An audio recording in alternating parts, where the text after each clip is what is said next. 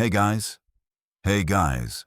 Tonight we traverse the temporal chasm to stand before the lacquered gates of the Forbidden City, inviting you to step not merely into a palace, but into a gilded cage where the daily existence of the Imperial concubine was a complex tapestry of duty, survival, and profound isolation.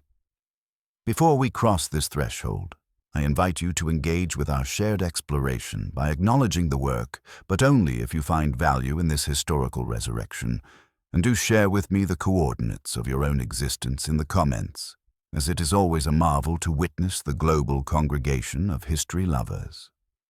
Now, let us lower the lights and quiet the noise of the modern world to better hear the rustling of silk and the hushed whispers of the past. To understand the life of a concubine in ancient China, one must first dismantle the romanticized notions of leisure and luxury that popular media often projects, for the reality was a regimented existence that functioned less like a fairy tale and more like a high-stakes theological and bureaucratic institution. Imagine being pulled from the sanctuary of sleep while the sky is still painted in the ink of night. At an hour when the rest of the world is surrendered to rest, for the concubine's day began not with the sun, but with the demands of ritual perfection. The awakening was not a gentle return to consciousness, but an immediate conscription into the service of aesthetic perfection, where a team of attendants acted as the architects of her public persona, dragging her from the vulnerability of sleep into the rigid armor of courtly presentation. This was not vanity in the modern sense, but a survival mechanism, for in the Forbidden City, the physical body was the primary currency of power, and to appear weary, disheveled, or human was to admit a weakness that the predatory ecosystem of the palace would instantly exploit. The process of grooming was an arduous liturgy, a transformation where the woman was effaced to reveal the icon, involving the aggressive sculpting of hair and the painting of the face until the reflection in the bronze mirror was no longer a person, but a projection of celestial beauty. One must consider the psychological weight of this daily erasure, where the concubine had mere moments to transition from a dreaming soul to a flawless artifact, knowing that a single puffy eye or a stray hair could incite the mockery of the eunuchs. At those unique institutional guardians who wielded soft power with devastating precision. The urgency of this morning ritual was rarely for the emperor himself, who was often distant, occupied with the affairs of state or his own leisure, but rather for the audience of one's peers, the dozens, sometimes hundreds, of other women who were simultaneously sisters, rivals, and judges. This environment created a hyper-vigilant society where weakness was not just a faux pas, but a fatal error, and the concubine sat like a statue under the hands of her maids, enduring the application of powders and scents that masked the scent of humanity with the fragrance of flowers and dear musk. It was a life where sleep was a liability, and maintaining the illusion of effortless perfection was the only shield against the silent, now grinding machinery of palace politics.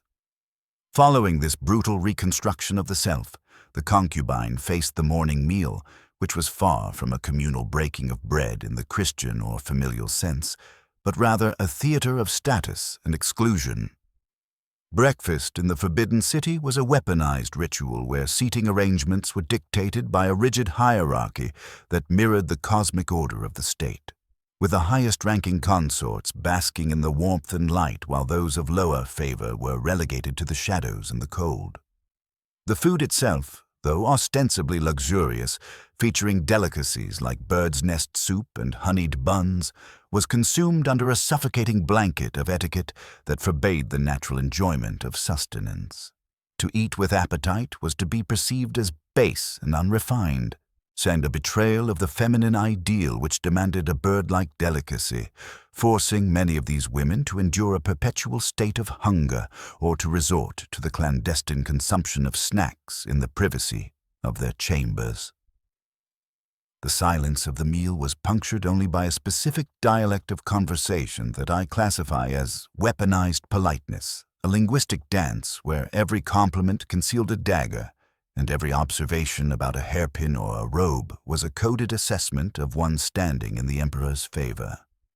The theological concept of right speech was inverted here.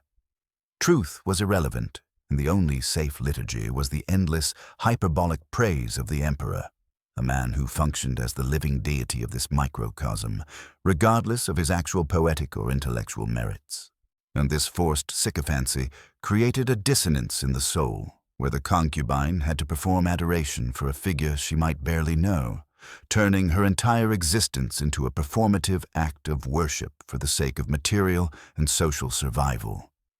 Once the ordeal of breakfast concluded, the day shifted to the performance of being seen, a sociological phenomenon where the concubine had to navigate the physical space of the palace with a calculated visibility.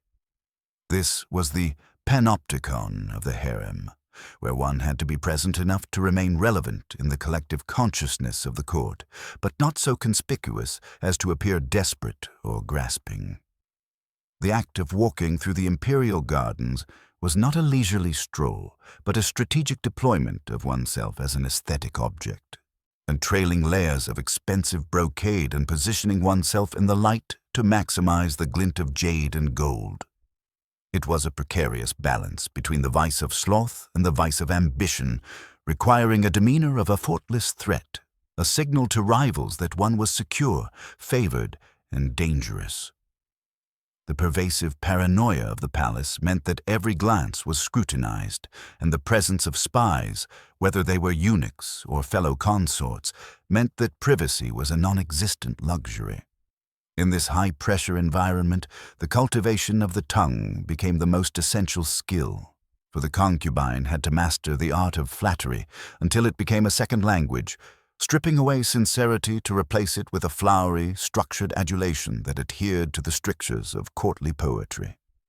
To flatter the emperor was expected, but the true political acumen lay in flattering the empress, the eunuchs, and even one's enemies, using praise to disarm and manipulate in a world where direct confrontation was suicide. The successful concubine was a master psychologist, reading the emotional weather of the court and adjusting her words to align with the prevailing winds of power, knowing that a well-placed compliment could secure a promotion while a moment of candor could lead to exile. The interstitial hours of the day were filled with hobbies, which, from a theological perspective, can be viewed as a liturgy of waiting. These activities, embroidery, calligraphy, music, were not merely pastimes, but mandatory disciplines designed to occupy the mind and prevent the chaos of idleness. Yet even here, the competition persisted. A stitch of embroidery was a testament to patience and discipline, while a poem about chrysanthemums was often a veiled commentary on one's resilience or a rival's fading beauty. The music played on the guqin was required to be melancholic and wistful, a sonic representation of the longing soul waiting for the messianic arrival of the emperor, a performance of faithfulness that suppressed any genuine emotion of joy or contentment, which might be interpreted as independence from the monarch's grace. Reading was permitted but strictly censored to moral tracts that reinforced the patriarchal virtues of submission and duty, turning education into another tool of indoctrination. Ultimately, these hobbies were merely sophisticated methods of killing time, like a tragic realization that their lives were spent in a perpetual state of readiness for an event that rarely happened. Then came the era of the midday gossip, which functioned as the intelligence agency of the harem. In a closed system with no access to the outside world, information became the most valuable currency, and the tea rooms became the stock exchange where rumors were traded, inflated, and crashed. This was not idle chatter, but a deadly serious game of reputation management, where a whisper about illness, pregnancy, or disfavor could alter the trajectory of a woman's life. The concubine had to be a master of the gray truth, planting seeds of disinformation while harvesting actionable intelligence, all while maintaining a facade of innocence.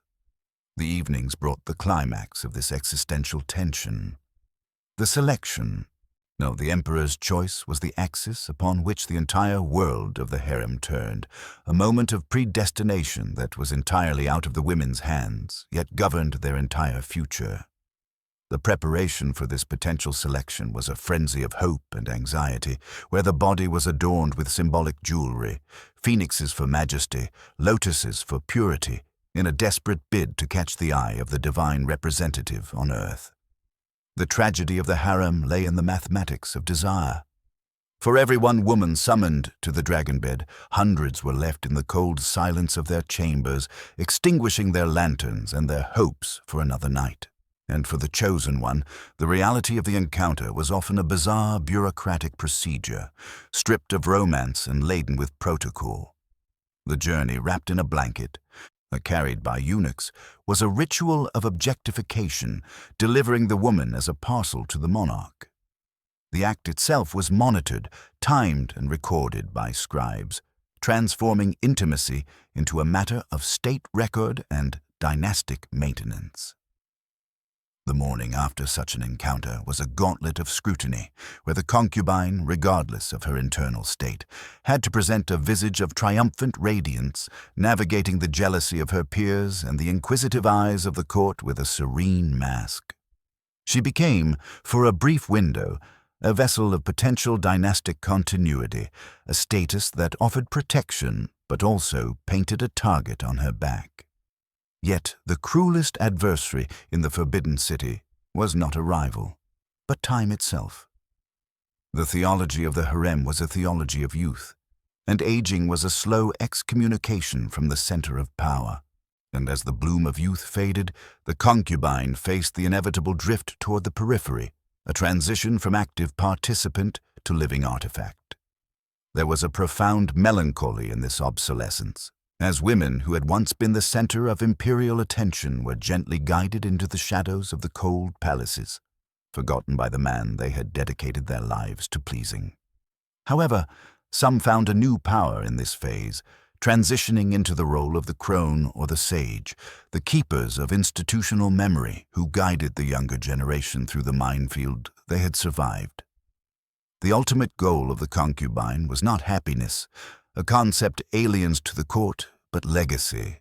To produce a son, to rise to the rank of Empress Dowager, or simply to be remembered in the annals of history, rather than dissolving into the dust of the forgotten. It was a life of supreme discipline and sacrifice, a gilded martyrdom where the self was consumed by the role, leaving behind only the stories of those who navigated the treacherous currents of the dragon's court. Leaving behind the silent, suffocating courtyards of Peking, where life was lived in the shadow of the dragon, we crossed the sea to the early 17th century, landing in the ancient capital of Kyoto, a city that breathes with the rhythm of bells and the rustle of priestly robes. Yet it is not in the hallowed halls of the temples or the austere chambers of the shogunate that our next chapter begins, but in the dust and noise of the dry riverbed of the Kamo River, a liminal space known as the Kawara, where the outcasts, so the merchants, and the dreamers gathered. Into this world, dominated by the rigid, ghostly slowness of no theater, an art form of samurai restraint and Zen minimalism, danced a woman who would set the floating world on fire. Her name was Okuni, a shrine maiden from the sacred grounds of Izumo, and the paradox of her existence is a theological marvel in itself. A servant of the divine who birthed the most profane and electrifying art form in Japanese history. Okuni did not merely perform, she incited a revolution of the senses, stripping away the mask of aristocratic detachment to reveal the raw, beating heart of the common people. Her performances, known initially as Kabuki, deriving from the verb kabuku, meaning to lean, to tilt, or to behave strangely, were a shocking deviation from tradition, characterized by flamboyant costumes, a cross-dressing, and a brazen sexuality that mocked the stuffy pretension of the warrior class. Imagine the scene. A woman of the cloth, adorned in a rosary and carrying a sword, mimicking the swagger of a libertine samurai or a Portuguese missionary, collapsing the boundaries between the sacred and the secular, the male and the female, the elite and the outcast. This was the genesis of Onna Kabuki, or women's Kabuki, and it was an explosion of color in a sepia world, drawing crowds that swelled with a dangerous, chaotic energy. However, in the eyes of the Tokugawa shogunate, a regime obsessed with Neo-Confucian order and the strict stratification of society, this mingling of the classes and the sexes was not art. It was moral entropy. The theater districts became synonymous with prostitution and social fluidity, threatening the very rigid hierarchy the samurai fought to maintain. Thus, in 1629, the shogunate wielded the blunt instrument of the law, banning women from the stage entirely, believing that by removing the female form, they would excise the rot of immorality. It was a classic bureaucratic miscalculation, failing to understand that desire is fluid and that prohibition often acts as an accelerant. In the wake of the ban, the theaters did not close. They merely transformed, replacing the actresses with beautiful young men, the wakashu, who retained the long hair and the aesthetic grace of the banished women. This era, known as wakashu kabuki, did not solve the problem of desire.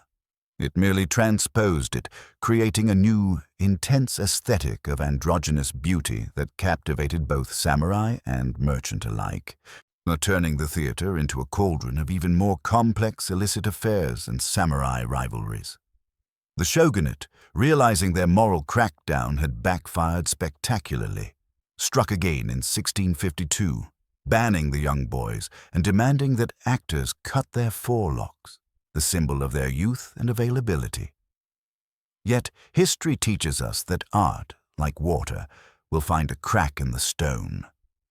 Denied the allure of women and the beauty of youth, Kabuki was forced to mature, to evolve from a spectacle of flesh into a spectacle of skill. This gave rise to the Yaro Kabuki, or men's Kabuki, and the birth of one of the most profound artistic inventions in human history, the onagata. The onagata were adult men who dedicated their lives to the portrayal of women, but this was not mere mimicry or caricature. It was a philosophical pursuit of the ideal feminine. In a Platonist sense, a real woman is bound by the imperfections of nature, but the onagata, through rigorous discipline, stylized movement, and falsetto vocalization, sought to capture the essence of femininity, distilling it into a pure, artistic form that existed only on the stage. It was a reconstruction of gender through the lens of high art, where the tilt of a head, the handling of a fan, and the shuffling of feet were codified into a language of supreme grace. Simultaneously, the male roles bifurcated into two distinct styles that mirrored the cultural geography of Japan. In the rough, martial city of Edo, the capital of the shogun, the aragoto, or rough style, emerged, pioneered by the legendary Ichikawa Danjuro lineage. This was theater as an earthquake. Actors painted in fierce red and black kumadori makeup, shouting in booming voices, and freezing in dramatic poses known as mi to project raw, supernatural power.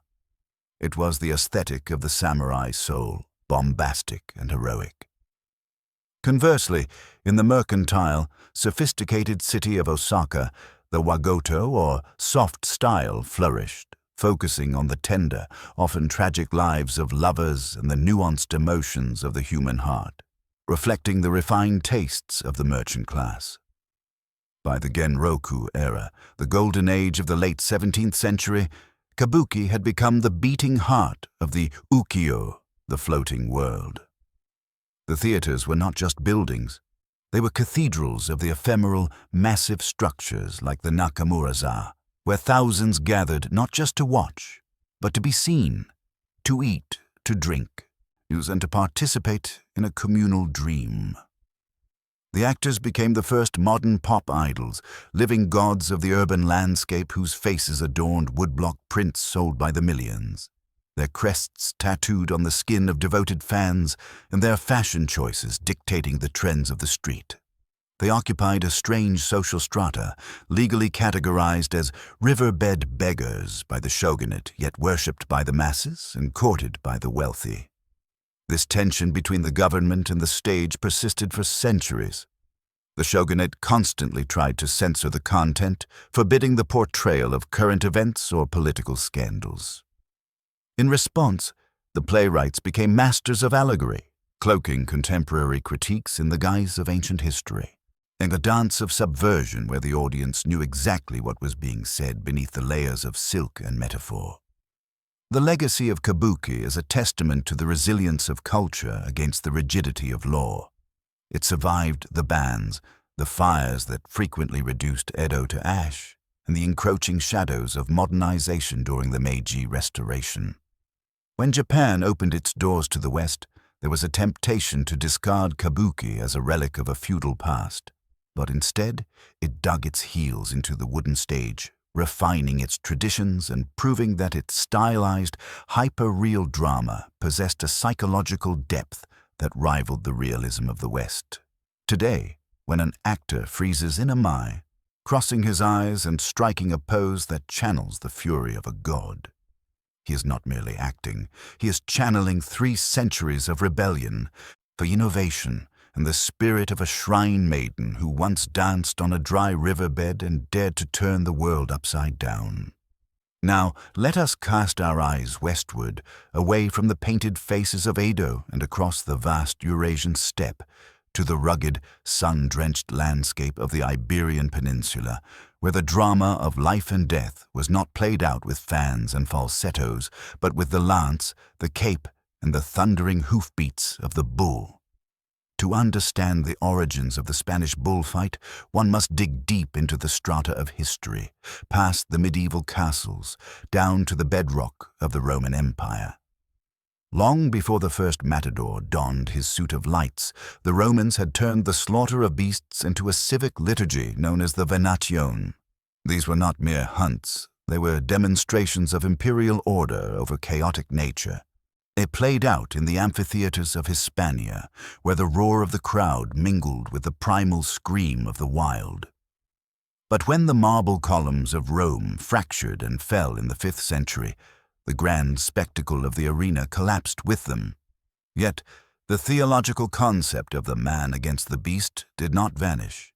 It merely went underground, retreating into the rural psyche of the Visigothic peasantry.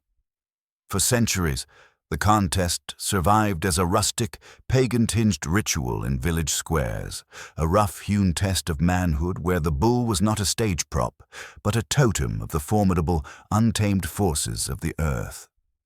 The narrative of the bullfight, however, would be fundamentally rewritten in the year 711, with the arrival of the Moors from North Africa. The Islamic conquest of Iberia brought not only the Quran and the astrolabe, but also a profound equestrian culture that viewed the horse not merely as a beast of burden, but as a throne of nobility. In the caliphates of Al-Andalus, the rough butchery of the Roman games was refined into an aristocratic art form. The Moors introduced the concept of regioneo, the art of fighting the bull from horseback, transforming the encounter into a dance of geometric precision and fluid elegance. Here, the bull was no longer just a victim to be dispatched. It became a partner in a display of martial prowess, a moving target against which the nobility could demonstrate the furusia, the code of knightly virtue. As the centuries-long grind of the Reconquista slowly pushed the borders of Christendom southward, the Christian knights did not reject this Moorish innovation. They appropriated it, baptizing the ritual in the name of Santiago and the crown. The medieval Spanish bullfight, or toreo a cabal, became a substitute for war, a training ground where the aristocracy could display their valor in times of peace. It was a spectacle of pageantry intrinsically linked to royal weddings, canonizations, and military triumphs, where the king himself might break a lance against a charging bull to symbolize his divine mandate to impose order upon the chaos of the world. In this era, the man on foot was merely a servant, a distraction, a footnote in the history of the mounted lord. But history is a wheel that turns, and in the 18th century, and with the arrival of the Bourbon dynasty and a shift in courtly fashion that disdained such rough native traditions, the aristocracy abandoned the ring. This vacuum created the perfect conditions for a social revolution that would define the soul of modern Spain, the rise of the plebeian hero. Left to their own devices, the common people, the butchers, the farmers, the street toughs of Seville and Ronda, stepped into the center of the plaza, armed not with the lance of a knight, but with a cape and a sword. This was the birth of the matador, and with him, the birth of bullfighting as a tragic art form rather than a martial sport. No longer protected by the height and speed of a horse, the man on foot had to rely on a new trinity of virtues: intelligence, stillness, and aesthetic grace. As the chaotic village brawls evolved into a structured liturgy with a strict canon of movement, giving rise to the traje de luce, the suit of lights, a garment so heavy with gold embroidery that it acted as a reliquary for the living body. The bullfight ceased to be a fight. It became a corrida, a ritual sacrifice where the matador, acting as a high priest of death, guided the animal through a 3-act drama of testing, weeping, and final truth. Parallel to the rise of the matador was the evolution of the adversary itself. The bull of the arena is not a farm animal.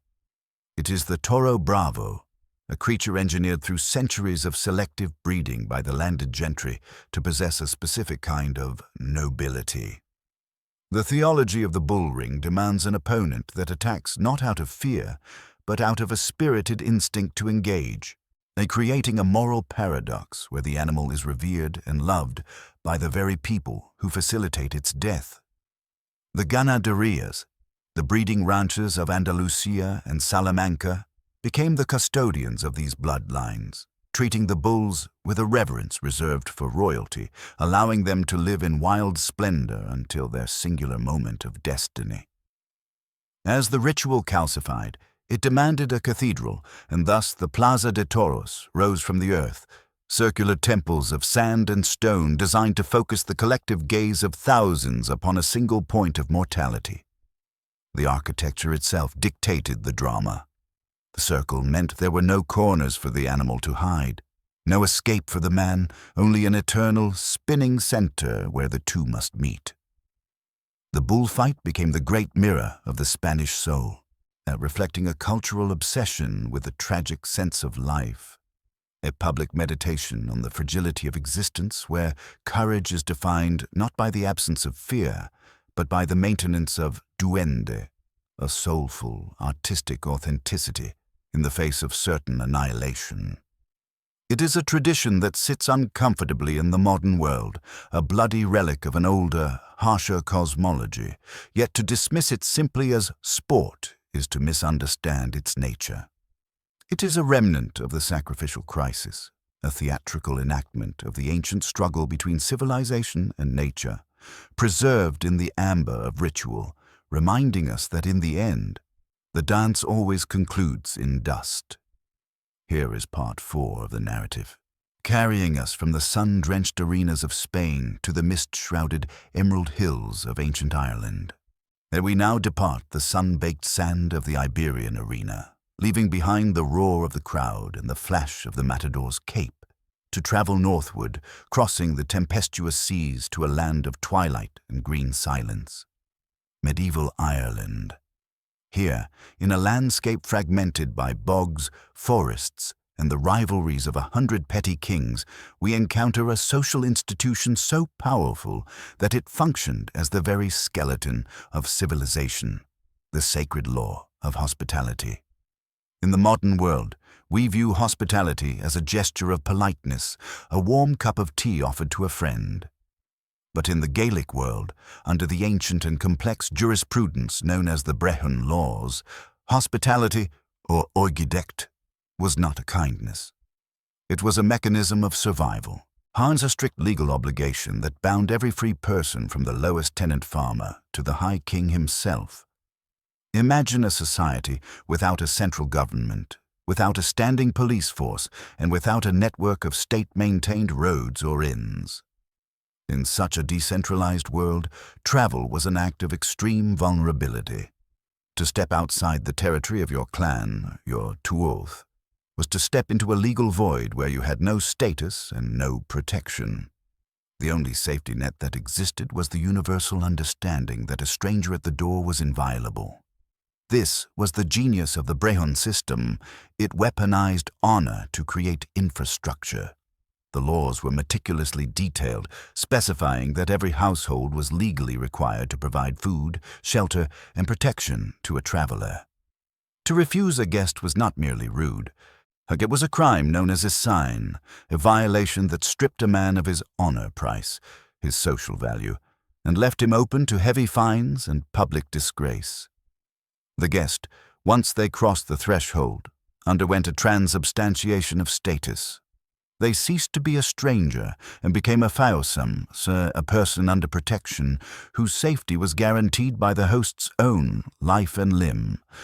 If a guest was injured or insulted while under your roof, the law viewed it as if the injury had been done to you, and you were obligated to seek redress.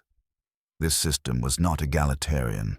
It was deeply hierarchical, reflecting the stratified nature of Gaelic society. The quality of the food and the softness of the bed had to match the rank of the guest. A chieftain or a bishop could expect a feast of roasted meats, ale, and the seat of honor by the fire, and a commoner might receive oatcakes and milk. But the obligation to provide something was absolute. The law even codified the duration of this sacred duty with the 3 nights rule. For 3 days and 3 nights, a guest was to be fed and sheltered without question or demand for payment. This was the window of grace. However, the Brehon jurists, being pragmatic men, understood the limits of generosity. On the 4th day, the guest transformed from a sacred duty into a freeloader, a burden of the household, and the host was legally permitted to ask them to move on or to demand compensation. This temporal boundary prevented the abuse of the system, ensuring that the social contract remained sustainable for the rural farmers who bore the brunt of this traffic. Yet, as there was one class of traveler for whom the doors were thrown open with a mixture of reverence and terror, the Philid, the professional class of poets and seers. In medieval Ireland, a poet was not a mere entertainer. He was a master of the Dan, a magician of words who held a status equal to kings. The power of the poet lay in the air, the satire. The Irish believed that a well-crafted satire, rhymed with malicious intent, did not just hurt your feelings. It could physically disfigure you, raising blisters on your face, or wither your crops and sicken your cattle. The satire was a magical curse fueled by social shame. Therefore, when a poet knocked on your door, you did not just let him in. You lavished him with the best wine and the fattest calf because his gratitude could immortalize you in a praise poem. But his dissatisfaction could destroy your reputation for generations. This dynamic created a unique check on power. A stingy chieftain could be brought to his knees by a wandering bard with a sharp tongue, proving that in Ireland the word was often mightier than the sword. To support this massive network of travel, the society even established specific institutions known as bridne, or hospitality hostels. These were not commercial inns, but public houses positioned at major crossroads, run by a briúg, a wealthy landowner whose sole political function was to maintain a perpetually boiling cauldron of food. The law stated that the cauldron of a briúg should never be dry, and every road in Ireland should lead to his door. He was a hospitalier, a public servant of comfort. And these hostels were sanctuaries where even enemies could sit across the fire from one another under the strict truce of the roof tree. Though the Brehon laws were eventually dismantled by the English conquest and the imposition of common law, the spirit of Oigidecht proved more durable than the legal codes. It migrated from the law books into the DNA of the culture, surviving famine, dispossession, and diaspora. It evolved into the legendary warmth of the Irish character, the Sead Mila Failte, 100,000 welcomes, which is not just a slogan, but the echo of an ancient statute. It is a reminder of a time when the welfare of the stranger was the highest measure of a man's worth, and when opening the door was the most sacred act of civilization. In the dark, wet nights of the ancient world, so the hearth was the only sun that mattered, and the law ensured it shone for everyone. We must pause here, in the doorway of the Irish Brehon, to consider the theological terror that underpinned this radical generosity. Why truly would a warrior people, prone to cattle raiding and blood feuds, bow so completely to the needs of a stranger? It was not merely the fear of a poet's satire, though that was a potent social poison. It was a deeper, more primal anxiety, the suspicion that the stranger standing in the rain might not be a man at all. In the pre-Christian and early medieval mindset, the boundaries between the other world, the realm of the cedar, and the mortal world were terrifyingly thin. A ragged traveler could be a king in disguise, or worse, a deity testing the moral fiber of the household. And to shut the door was to risk turning away the divine. This infuses the Brehon laws with a metaphysical gravity. Hospitality was a liturgy of appeasement, a way of keeping the chaotic forces of the universe at bay by offering them a seat by the fire. The host was not just a provider of calories. He was a gatekeeper, mediating between the wild darkness of the road and the ordered light of the hearth. And now, having walked the silent corridors of the Forbidden City, danced on the riverbanks of Kyoto, stood in the bloody dust of Andalusia, and sat by the peat fires of Ireland, we must step back to view the grand mosaic of human history. What binds these disparate worlds, separated by oceans and centuries? It is the profound realization that in the ancient world, there was no such thing as a private life. Existence was a performance, scripted by tradition and directed by the unseen hand of social expectation. Consider the eerie parallel between the imperial concubine and the Spanish matador. On the surface, they could not be more different. One a woman confined to the shadows of a seraglio, the other a man bathed in the blinding light of the arena. Yet look closer at their rituals of preparation. The concubine, sitting before her bronze mirror, enduring the painting of her face and the sculpting of her hair, is undergoing the exact same transubstantiation as the matador squeezing into his traje de luces. Both are donning a second skin. The concubine's brocade and the bullfighter's gold embroidery are not clothing. They are armor. They are vestments that transform a fallible, fearful human being into a symbol of perfection. But when the concubine enters the emperor's presence, she is no longer a girl from a noble family. She is the avatar of beauty and submission. When the matador steps onto the sand, he is no longer a man who fears death. He is the avatar of courage and dominance. Both are trapped in a high-stakes theology of face, where a single slip, a messy bun, a trembling hand, shatters the illusion and invites ruin. We see this same tension between the self and the role in the Kabuki theaters of Edo. The Onagata actor does not merely dress as a woman. He obliterates his male identity to construct a super-reality of womanhood. He is arguably the most tragic and disciplined figure of them all, for his performance does not end when the curtain falls. To maintain the illusion, many great Onagata live their offstage lives in a state of suspended gender, moving and speaking with the same stylized grace in the street as they did on the boards. Here, the art form cannibalizes the artist. The ritual becomes the life. And is this not the same silence we heard in the Forbidden City? The silence of the self, suppressed so that the institution may survive? The concubine flatters the emperor, not because she loves him, but because the script demands it. The Irish host feeds the guest not because he likes him, but because the Brehon law commands it. In all these societies, freedom, as we understand it, the right to be yourself, was a foreign, perhaps even dangerous concept. To be yourself was to be nothing. To be someone, you had to play your part in the great social liturgy. Furthermore, we must reflect on the architecture of control that defined these lives. Space itself was weaponized. In China, the high walls of the Forbidden City were designed not just to keep enemies out, but to keep the women in, creating a hermetically sealed biosphere where the emperor was the only sun. In Japan, the Hanamichi walkway cut through the audience, forcing the actor to be physically vulnerable to the adoration and judgment of the crowd.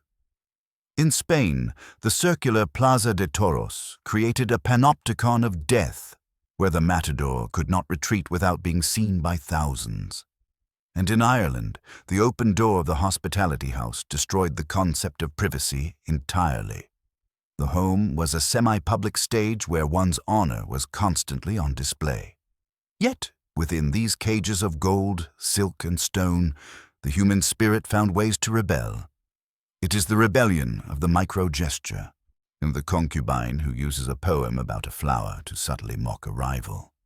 The Kabuki actor who slips a political satire past the shogun's censors by disguising it as history. The matador who stands incredibly still, not just to survive, but to show a disdain for death that transcends the sport. These are the moments where the human soul shines through the cracks of the ritual. They remind us that history is not just a record of laws and wars, but a chronicle of how human beings navigated the impossible demands of their time with wit, grace, and a desperate, beautiful need to survive. As we peel back the layers of heavy brocade and scrape away the gold leaf from these historical tableaus, we inevitably encounter the darker substrates of human ambition. It is a theological truism that where there is great light, there is also a profound shadow. And nowhere is this more evident than in the claustrophobic corridors of the Forbidden City. We have spoken of the concubine's duty and her grooming, but we must now confront the toxicity of her environment, quite literally. The transcript alludes to the DIY conflict resolution of the harem, a euphemism for the silent, creeping dread of poison. In a world where direct aggression was a death sentence, violence was sublimated into the domestic sphere. The cup of tea, the symbol of hospitality in the West and Zen mindfulness in the East, became in the Imperial Harem a vessel of potential annihilation. The use of toxins, crushed pearls, heavy metals, or botanical extracts was not merely murder. It was an erasure. To sicken a rival was to render her aesthetically offensive, to strip her of the face required to serve the emperor. And it was a dismantling of the icon. And for those who avoided the tainted cup, there remained the spiritual poison of the cold palace, or Lengong. This was not a specific dungeon, but a conceptual exile, a remote corner of the palace compound where unfavored or disgraced concubines were sent to rot in a state of living death. To be sent to the cold palace was to be excommunicated from the religion of the state. There were no executions, no public trials, just a sudden, terrifying silence. The women there were ghosts before they died, stripped of their silks, their attendants, and their names, left to contemplate the cruelty of a system that treated human beings as seasonal flowers, worshipped in the spring and discarded in the autumn. This fear of obsolescence drove the harem's economy of superstition, as when one cannot trust the emperor or one's sisters, one turns to the supernatural. The reliance on omens, the interpretation of dreams, and the fear of curses were not charming folk beliefs, but symptoms of extreme psychological distress. They were desperate attempts to find a pattern in the chaos, to assert some control over a destiny that hung by a thread of spider silk. Cross the sea again to the neon-bright districts of Edo, and we find a different kind of toxicity, the madness of idolatry. The Kabuki actor was not merely admired, he was consumed. The ukiyo-e woodblock prints that flooded the streets were the first mass media, transforming the actor into a commodified image that could be owned, collected, and fantasized about by the merchant class. But the obsession went deeper. The transcript speaks of fans tattooing the names of their favorite actors on their skin, a permanent branding of the self with the mark of the idol. This is a form of secular worship that borders on hysteria. The cult of the actor created a strange social inversion. In the strict Neo-Confucian hierarchy, the actor was a social pariah, a riverbed beggar with zero political rights. Yet in the economy of desire, he was a king. Wealthy merchants' wives and even samurai would bankrupt themselves to buy the favor of a star onagata or tachiyaku. This commercialization of romance turned the theater districts into zones of moral ambiguity, where the line between the stage and the brothel blurred. The actor sold an illusion of passion that the rigid, arranged marriages of the time could not provide. He was the dream merchant of the shogunate, and like all drug dealers, he lived a dangerous life, balancing the adoration of the mob with the constant threat of government crackdowns that sought to regulate the length of his hair, the fabric of his robes, and the morality of his plays. In the dust of Spain, the shadow takes the form of blood, not just the blood spilled in the ring, but the blood that runs through the veins of the beast. We must consider the industrialization of the sacrificial victim. The ganaderias, the great bull ranches, are the engines of the corrida. Here, the bull is subject to a eugenics program of terrifying precision. The breeders are not looking for docility. They are breeding for casta, for a specific kind of aristocratic rage. They are creating a monster that wants to die fighting. And this adds a complex moral layer to the spectacle. The bull is not an innocent victim in the same way a lamb in a slaughterhouse is. He is a warrior bred for a Valhalla of sand. This justification, that the bull lives like a king for 4 years, only to die as a hero in 20 minutes, is the central dogma of the Taurino faith. It attempts to elevate the slaughter to a collaboration. Yet the tragedy remains. The bull enters the ring carrying the history of his lineage, a biological machine designed for a specific aesthetic death. The indulto, the rare pardon of a bull who fights so bravely that his life is spared, is the ultimate miracle of this religion. A resurrection where the beast conquers death through sheer vitality, returning to the ranch to father a new generation of gladiators. It is a cycle of blood that feeds the national identity, a belief that greatness can only be proven at the edge of the grave. And finally, back to the emerald twilight of Ireland, where the shadow lurks in the power of the word. We spoke of hospitality, but we must remember the enforcement mechanism, the air. The poet's satire was not a metaphor. In the Gaelic worldview, a bard did not just describe reality, he altered it. To be rhymed to death was a genuine fear among the chieftains. This placed society in a hostage situation where the aristocracy was forced to be generous, not out of altruism, but out of fear of the weaponized tongue. A poet could demand a chieftain's favorite brooch, his best horse, or his seat by the fire, and the chieftain would often capitulate rather than risk the blistering satire that would mark his face and ruin his sovereignty. This was the tyranny of the intellect. It suggests that in ancient Ireland, the ultimate power did not reside in the spear, but in the control of the narrative. He who told the story owned the truth.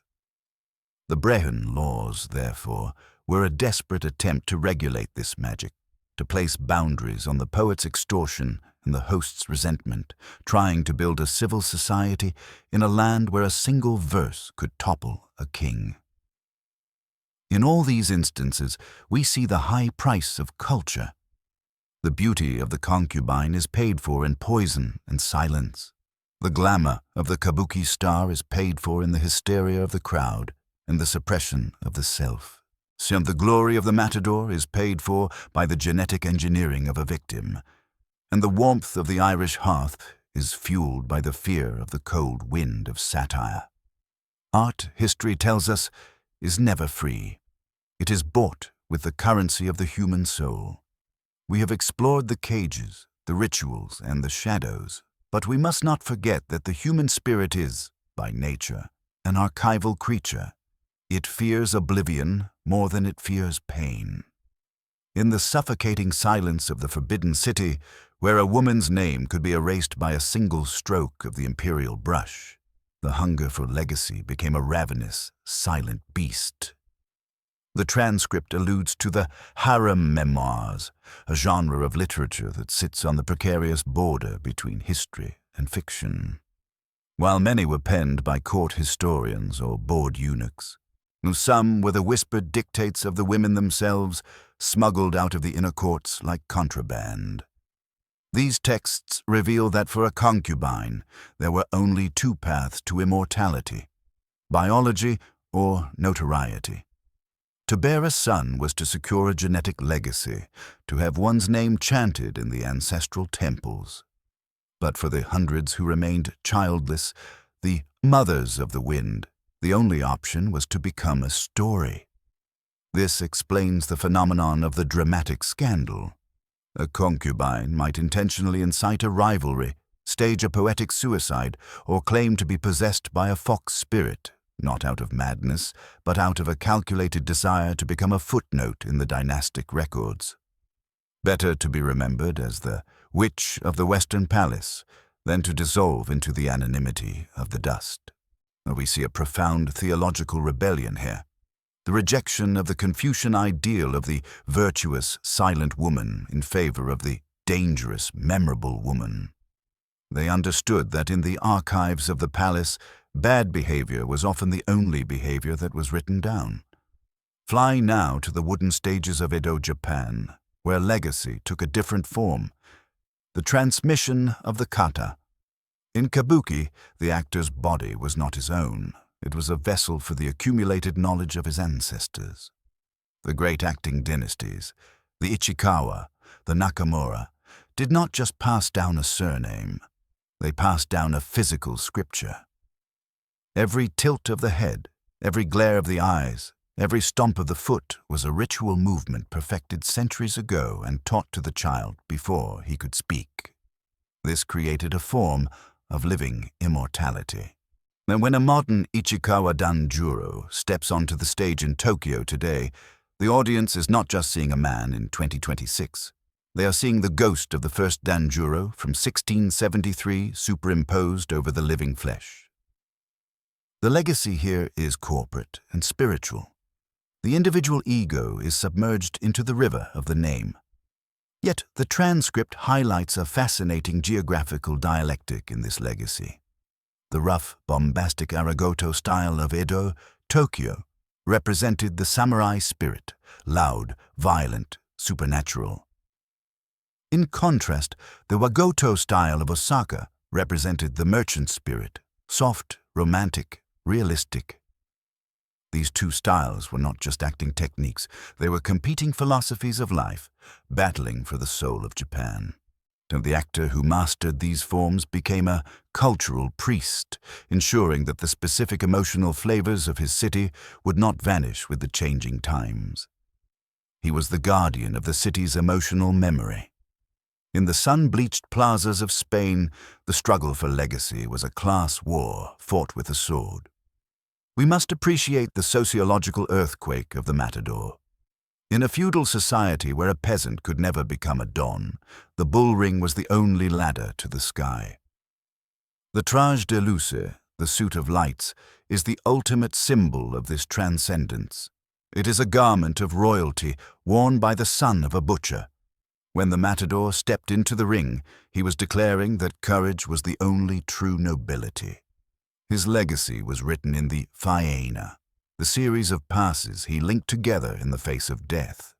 And unlike the kabuki actor who repeated the forms of the past, the matador had to improvise a new poem of movement with every bull, because every bull was a unique riddle of violence. If he solved the riddle with sufficient duende, he would be carried out through the Puerta Grande, the big gate, on the shoulders of the crowd, transformed from a pauper into a demigod.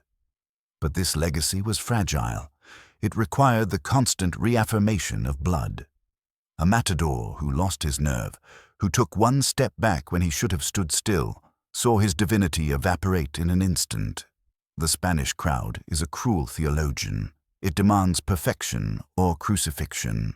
Thus, the legacy of the bullfighter is a legacy of the moment, a fleeting spark of brilliance that must be burned into the collective memory before the darkness returns. And finally, we return to the damp, green hills of Ireland to witness the strangest legacy of all, the legacy of the Phantom Law. The Brehon laws were destroyed by the English conquest in the 17th century. The hospitality houses were burned or fell into ruin. The cauldrons of bounty grew cold. The poets were scattered or hanged. Legally, the system was dead, but culturally, it refused to die. The legacy of Irish hospitality became a form of resistance. To keep the door open, to offer the potato when there was barely enough for oneself, became a way of saying, "We are still here, we are still guile." The transcript mentions that this ethos migrated with the diaspora, traveling to America, Australia, and beyond. This is the mobile legacy of a displaced people. When a legal code is shattered, it fragments into social habits. The 3 Knights rule vanished from the statute books, but it survived in the instinct to offer a bed. The fear of the poet's satire vanished, but it survived in the cultural reverence for the wit and the storyteller. The Irish legacy is not built of stone or gold. It is built of behavior. It is a habit of the heart that outlived the civilization that created it. So, as we stand at the intersection of these 4 vanishing worlds, we see a common truth. Whether it is the concubine fighting for a page in a memoir, the Kabuki actor preserving the gesture of an ancestor, the matador seeking the apotheosis of the crowd, or the Irish farmer keeping the kettle on for a ghost, they are all engaged in the same desperate, beautiful work. They are trying to prove that their lives mattered. They are trying to shout their names into the teeth of the wind, hoping that somewhere, in a future they will never see, someone like us will stop, listen, and remember.